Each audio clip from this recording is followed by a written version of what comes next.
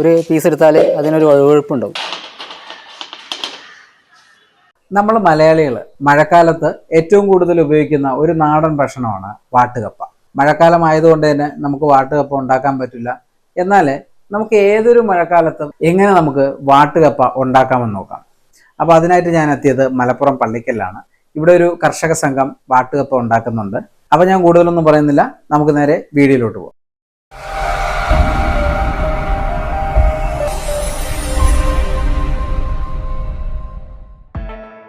അപ്പോൾ അതിനായിട്ട് അവരാദ്യം ചെയ്യേണ്ടത് ഒരു ഫീൽഡിൽ പോയിട്ട് നല്ല പാകമായ കപ്പ ആദ്യം അവർ സെലക്ട് ചെയ്യും. അതിനുശേഷം അവിടെ നിന്ന് കപ്പ ശേഖരിച്ച് അവരുടെ സ്ഥാപനത്തെത്തിക്കുകയാണ് ആദ്യം ചെയ്യുന്നത്.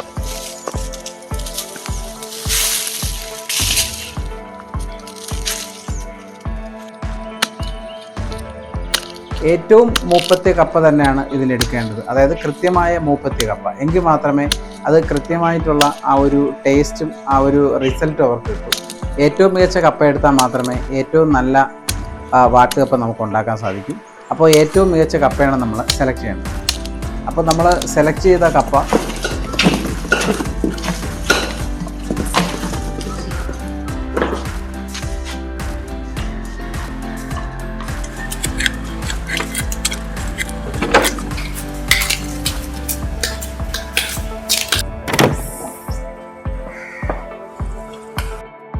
ഇതുപോലെ തോട് കളഞ്ഞ് നല്ല രീതിയിൽ ക്ലീൻ ചെയ്തെടുക്കണം.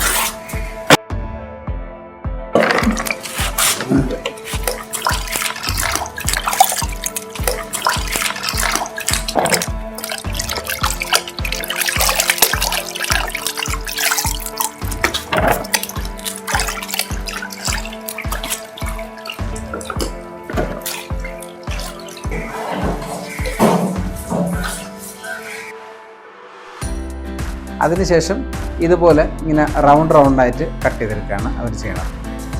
അപ്പോൾ അവർ ഈ ഒരു രീതിയിൽ കട്ട് ചെയ്യുന്നത് എന്തിനാണെന്ന് ചോദിച്ചു കഴിഞ്ഞാൽ ഒരു കൃത്യമായ ഷേപ്പിൽ കിട്ടാൻ വേണ്ടിയിട്ടാണ്.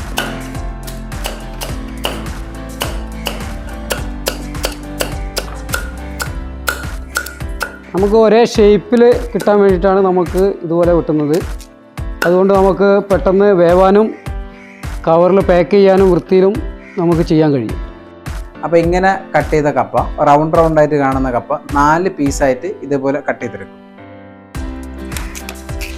റൗണ്ടിന് കട്ട് ചെയ്തതിന് ശേഷം ഞങ്ങളിത് 4ആക്കി കട്ട് ചെയ്യുന്ന ഒരേ അളവിൽ കിട്ടാൻ വേണ്ടിയിട്ടാണ്.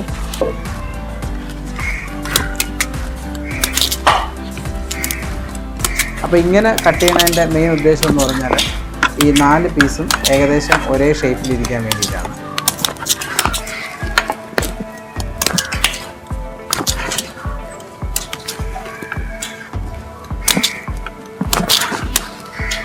അപ്പോൾ ഇതുപോലെ അവർ കൃത്യമായിട്ട് ആദ്യം കട്ട് ചെയ്തെടുക്കുന്നു. അത് കഴിഞ്ഞ് ഇതുപോലെ വെള്ളം ചൂടാക്കിയെടുക്കണം.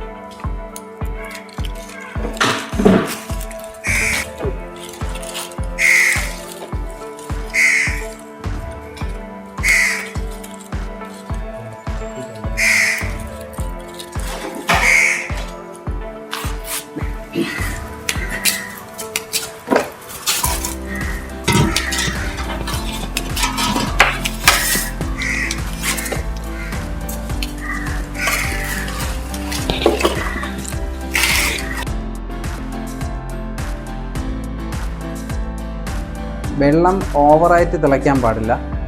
നല്ല ചൂടായ വെള്ളം, അതായത് ഏകദേശം ഇതുപോലെ ചൂടായ വെള്ളം.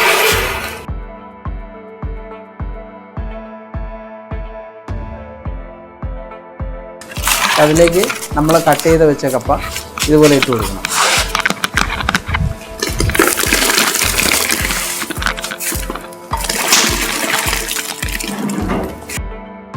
അപ്പോൾ ഇതിനൊരു പാകമുണ്ട്, കൃത്യമായിട്ട് വേകാൻ പാടില്ല. ഇത് നമ്മൾ തിളച്ച വെള്ളത്തിലിട്ട് ഏകദേശം ഒരു 5 മിനിറ്റ് കഴിഞ്ഞാൽ ഇത് കോരി നോക്കാം. ഒന്ന് ഇളക്കിയിട്ട് കോരി നോക്കിയാൽ ഒരു പീസ് എടുത്താൽ അതിനൊരു ഒഴുപ്പുണ്ടാവും, ഒരു കൊഴുപ്പായില്ലായി. ആ കൊഴുപ്പാണെങ്കിൽ അത് നമുക്ക് പാകമായിരിക്കും. അപ്പോൾ നമുക്ക് ഊറ്റിയെടുത്ത് കൊട്ടയിലിട്ട് എന്നിട്ട് തണുത്ത വെള്ളം ഒഴിക്കുക. തണുത്ത വെള്ളം ഒഴിച്ചിട്ട് നമ്മൾ ഡ്രയറിൽ വെച്ചിട്ട് ഉണക്കുക.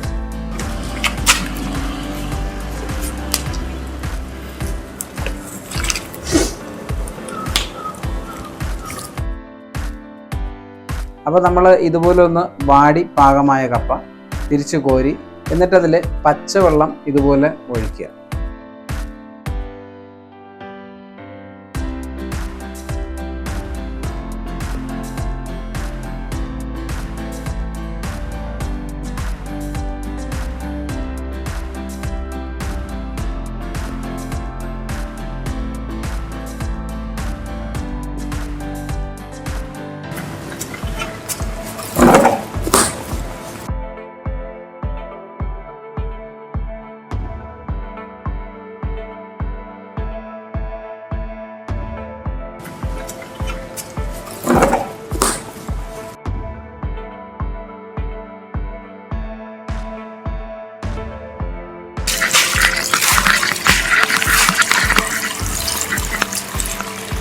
അതിനുശേഷം അവർ ഡ്രയറിൽ വെച്ചിട്ടാണ് ഇതിനെ ഉണക്കിടുന്നത്.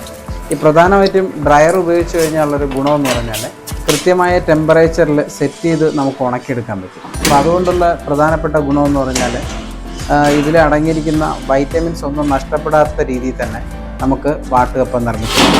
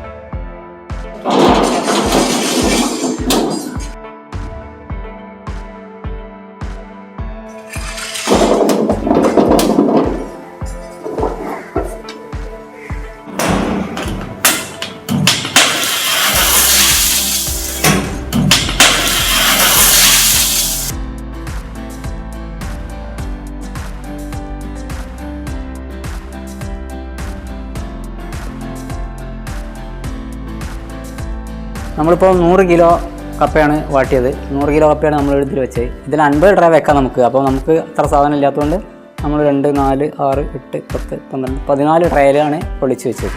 അത്രേ സാധനമുള്ളൂ. അപ്പോൾ നമുക്കൊരു 12 മണിക്കൂർ ഉണങ്ങിയാൽ ഇത് ഫുള്ളായിട്ട് കിട്ടും. അപ്പം നാളെ ഒരു 12 മണിക്ക് ആകുമ്പോൾ വന്ന് നോക്കും. ഇങ്ങോട്ട് ആയിട്ടുണ്ടെങ്കിൽ അത് വെക്കും, അല്ലെങ്കിൽ കുറച്ചുകൂടെ ഇട്ടിട്ട് ഉണക്കായതിന് ശേഷം നമ്മൾ എടുക്കും. അതോടെ നമ്മൾ ഇതിൻ്റെ പ്രോസസ്സ് കഴിഞ്ഞു. പിന്നെ പാക്കിംഗ് ആണ്.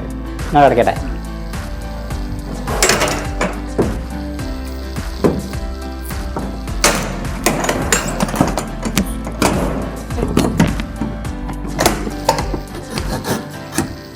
നമ്മൾ ഓൺ ചെയ്യാണ്.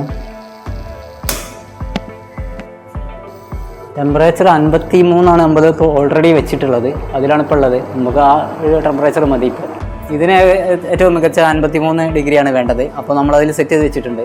എപ്പോഴും ഇതിനകത്ത് 53 ഡിഗ്രി ഉണ്ടായിരിക്കും. ഇപ്പോൾ 12 മണിക്കൂർ കഴിഞ്ഞു. അപ്പോൾ നമുക്ക് ഈ ഡ്രയർ ഒന്ന് തുറന്ന് നോക്കാം.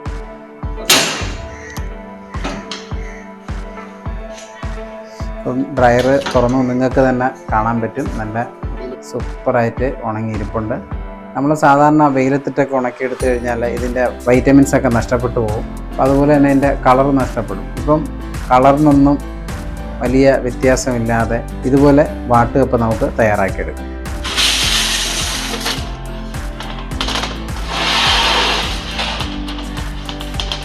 അപ്പോൾ ഇതുപോലെ നിങ്ങൾക്കും വാട്ടുകപ്പ ഉണ്ടാക്കാം. അപ്പോൾ വീഡിയോ ഇഷ്ടപ്പെട്ടുവെങ്കിൽ ലൈക്ക് ചെയ്യുക. ഇത്തരത്തിലുള്ള വീഡിയോ ഇനിയും ലഭിക്കാൻ നിങ്ങൾ ഈ ചാനൽ ഒന്ന് സബ്സ്ക്രൈബ് ചെയ്യുക. അടുത്തൊരു വീഡിയോ ആയിട്ട് നമുക്ക് വീണ്ടും കാണാം.